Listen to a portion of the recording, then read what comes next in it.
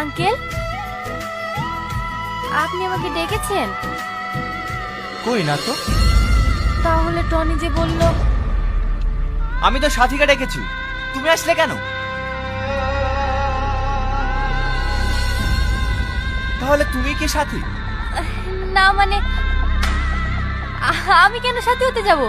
আমি তো সালমা। টনি! চিৎকার করো না আব্বা। কি ভেবেছিলে তুমি মিথ্যে নাটক করে সালমাকে আমার কাছ থেকে আলাদা করে দেবে? পারবে না, কারণ আজ আমি সবকিছু জেনে গেছি।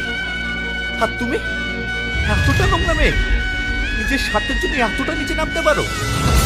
তোমাকে আর কি দোষ দেব? যে আমাকে পৃথিবীর আলো দেখিয়েছে সেই তো মিথ্যা আশ্রয় নিয়েছে। হ্যাঁ, আমি মিথ্যা আশ্রয় নিয়েছি, সেটা শুধু তোর ভালোর জন্য।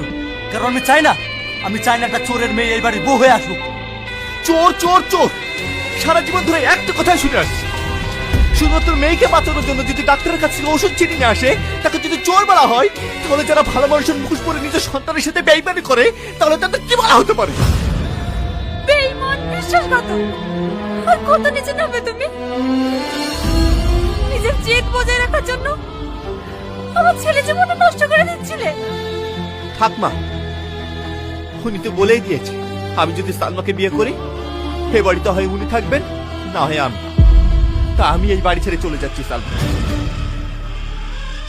আর কোনোদিনও ফিরে আসবে না। দাঁড়া বাবু, আমিও তোর সাথে যাব। থাকুক আর মিথ্যে জেদ।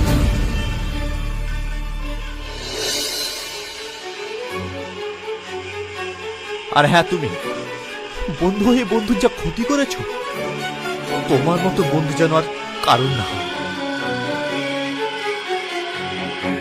চলে এসো মা।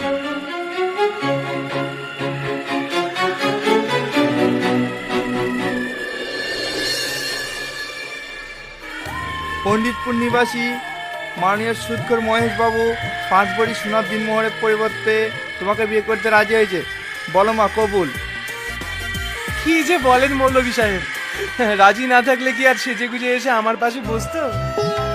আপনি থামেন তো, এটা নিয়মের মধ্যে পড়ে। বলো মা, আলহামদুলিল্লাহ, কবুল? মৌলানা সাহেব, এই বিয়ে হবে না। কেন বিয়ে হবে না কেন? আমি ওকে ভালোবাসি, ওকে আমি বিয়ে করব।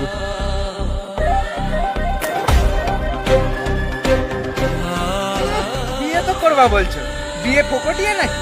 3 লাখ টাকার দেনা মাপ, 2 লাখ টাকার বিয়ের খরচ, এসব টাকাগুলো কে দেবে? তোর বাপ?